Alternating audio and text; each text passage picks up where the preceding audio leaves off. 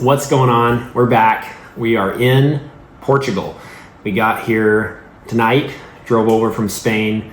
We flew in a couple days ago to Spain and spent a little bit of time at a few different towns there. And then tonight we drove over to Lisbon, just kind of getting ready for the course, which starts not tomorrow, but the day after on Thursday.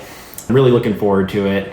I'm anticipating learning a lot. Dr. Nunes de Sousa is the leading expert on alternative options to quadzygomas in the case of atrophy of the maxilla. As we know, when patients have been wearing a denture for a long time or nothing for a long time, we get this severe resorption, thinning of the buccal plate, thinning of the cortex, and a very thin ridge all the way around on the upper and the lower, frankly. But he has developed this palatal approach for placing implants where the threads on the palatal are actually left exposed intentionally so as to get the threads on the buccal engaged in what little bone there is. And we trust that because the palatal tissue is so durable, oftentimes up to 3 millimeters of thickness or more on the palatal, and it's keratinized, this tissue is really healthy for the implants and really can support the implants even when immediately after placement there's no bone covering those implant threads on the palatal. That's my understanding of the basic concept of palatal approach implant placement, but I'm excited to learn exactly what it is. I have decided that I'm going to really work hard to empty my mind of all my preconceived notions of implant surgery for at least the first 2 days of the course and just try to absorb as much didactic information as well as clinical information, observation, asking questions to clarify treatment philosophy, and try to just bring it in, make it my own.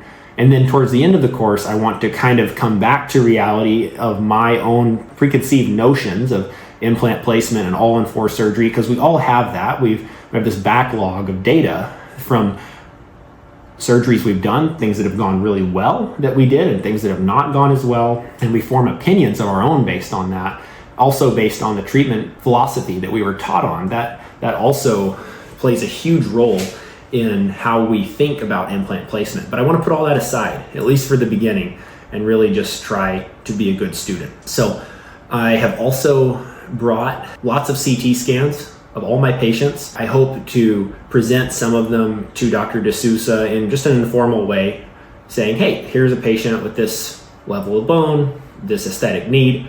How would you approach this case? And then I can compare his approach with my own approach and what I took, and then maybe allow him to criticize my own placement of implants and how I approach some of these cases. I think that would be really instructive, essentially checking my work, right? I've done my homework, now I hope he can check my work. So I'm looking forward to that, although it does always make you a little nervous, when you have someone who is much more senior than you that's looking at your work and you're opening yourself up to judgment. And honestly, by starting this channel, guys, I'm opening myself up to judgment for you, and I appreciate you guys taking the time to leave comments, leave your thoughts, and letting me know what you think, because dentistry is easy to be siloed. It's easy to be down in our trenches, in our foxhole, working, digging away, and not be able to look up, look around, look over someone else's shoulder, have someone else look over our shoulder.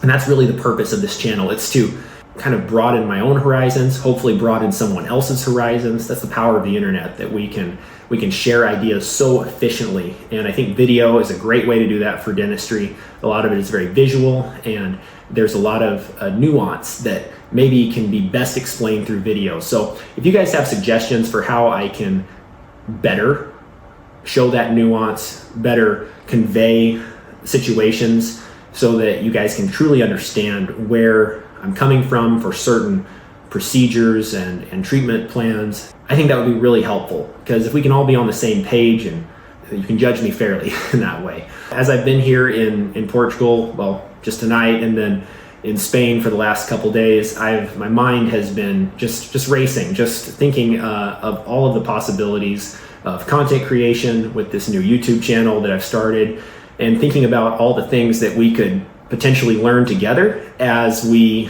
unpack dentistry together in this channel that we're calling the interdental space.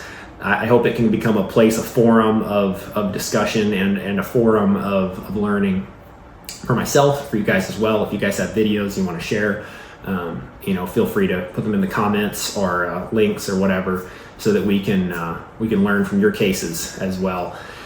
And I think that the direction I want to take this channel is a direction where there's a lot of transparency and a lot of honesty. I'm going to try to be as honest as I can about the cases, admit my mistakes as much as I possibly can show on the internet, and hopefully just bring something that's really valuable to you guys. That's my goal. And I don't plan on stopping anytime soon. We're going to see where this thing goes, but it's very exciting.